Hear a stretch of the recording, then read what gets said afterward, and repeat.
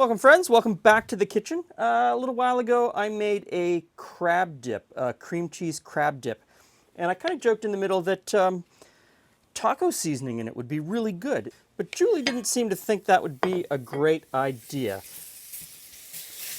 I'm going to give it a shot. It might be horrible, who knows? So I'm not going to do the same recipe and add taco stuff to it. I don't think that would work out very well, especially since I'm using ground beef as one of the flavorings instead of the crab. And I want to get all of the fond from the ground beef into the eventual dip. So I'm going to do something a little bit different with cheese instead of cream cheese and a little bit of beer, and we're going to bring it all together. So I'm browning off the ground beef. I'm going to add a little bit of freshly ground black pepper to that, just to get the flavor going. I'm not going to add any salt just yet. I'm going to put that in a little bit. The ground beef is looking pretty good. Now I'm going to put in a diced onion and a bell pepper. And you could use any color of bell pepper you like, although red, will stand out nicely. Just stir this in and cook it until it's softened. Okay, while this is cooking, I'm going to drop in some of our homemade taco seasoning mix. And you can find that recipe elsewhere on the channel. Stir that in. While that cooks, I'm going to get the Rotel ready. So we're going to open up a can of Rotel. And if you can't get Rotel where you live, that's not a problem. Just get a small can of diced tomatoes. You'll be fine. Might lose a little bit of flavor from the hot peppers that they put in here, but you could substitute something else to bring up that flavor again. Okay, this is looking good. So, in goes the Rotel. We'll just stir that in. And we need about a cup of beer. And you want a beer that is fairly low in the hop level. So a light lager would work really well. You're looking for some of the flavor, a little bit of the alcohol, and that's about it. You don't have beer kegs in your kitchen? Okay, that's probably enough. Now we bring this up to a boil, which it's almost there. I'm going to add in maybe a tablespoon or two of flour just to thicken up this sauce. Stir that in.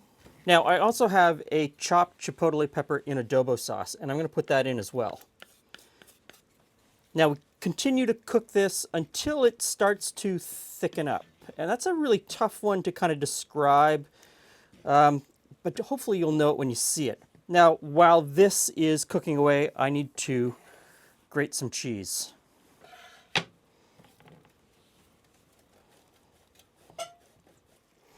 Okay, this is hot and it's thickened up quite a bit, so we're going to take it off the heat. Now that it's off the heat, we want to stir in the cheese a little bit at a time, and we don't want to put it back on the heat with the cheese in the mixture. The cheese can tend to get gritty if we do that. So I'm using Monterey Jack because I like the way it melts in this kind of a dip. But you could use just about any melty cheese that you want. You could use Wisconsin Brick, cheddar, whatever suits your fancy. Okay, a little bit more. A handful at a time. I've done just over 400 grams of cheese here, and hopefully that is enough. That translates roughly into sort of like 3 to 4 cups if you're buying pre-shredded. Please don't buy pre-shredded. Okay. We just keep stirring it in. This might take a while. Don't rush it. Hey, Jules. Hey, you said you were experimenting with a new dip. That's a lot of dip, my friend. A lot of dip. That is a lot of dip. But I have a feeling. Dip, like that's like. Do we have guests coming over that I wasn't aware of? You just wait. You just wait. So grab a chip. Okay. I have a feeling there's no great way. Tell me more about this experimental dip you've got. Have going. some first. Okay. I don't know how to do it tidily. There's no grace in this. I've got cheese stuck everywhere. There is no grace. Hot cheesy taco dip, Jules. Hot cheesy taco dip. Yeah. Yeah, it's got all those flavors. It's got everything in there. I mean, and there is no. There's no grace. There's no graceful way to eat this. I need a spoon or a fork or something. I feel like I have to scoop and drop in order So to do this. if you're having this during try the this big again. game, make sure everybody's got a bib on. Oh my god. This is like one of those things where you need like that super fancy kind of the ones that, you know, because look at that. Like that's a serious dip. Look at that. Woohoo. Which is a scoop, right? So change the cheese and you can change the flavor. Change your taco seasoning and you can change the flavor. The beer will have an effect on it. If you don't want to use beer, white wine would work really well in this because it'll bring the same sort of elements that you need. And if you're not down with alcohol at all, don't put it in? don't put it in. Put in a little bit of water to keep it loose, keep it moving. You could even put in milk to keep it loose. Milk would probably be the best bet because then you're actually making, we made a roux. I didn't tell you we made a roux, but we made a roux. Okay. And so the milk would work really well in that. And as much as I said, take it off the heat to mix in the cheese, otherwise it gets gritty. Yeah. You can gently reheat this if you need to. The beer is a nice flavor to it. Yeah.